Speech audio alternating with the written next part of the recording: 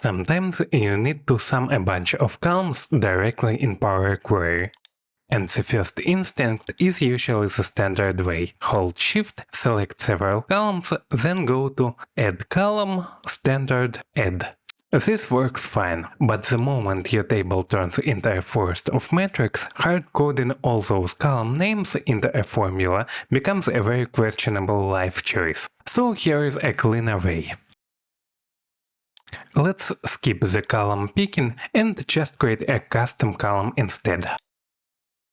Before we write the formula, a quick warning. If you try to add columns with mixed types or with nulls, you can easily run into strange errors, because nulls and zeros behave differently in Power Query. If you want a deeper dive into that difference, I have another video explaining it properly. Back to the solution. Inside the custom column, just type an underscore symbol. The underscore represents the entire row.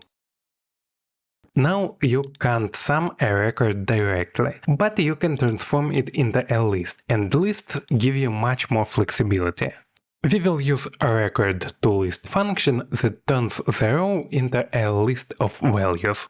So if you want, for example, to sum all the numbers in that row, you can use list_select function. The first argument is our list, and the second argument is our condition. We will check if each value is a number, using valueIs function.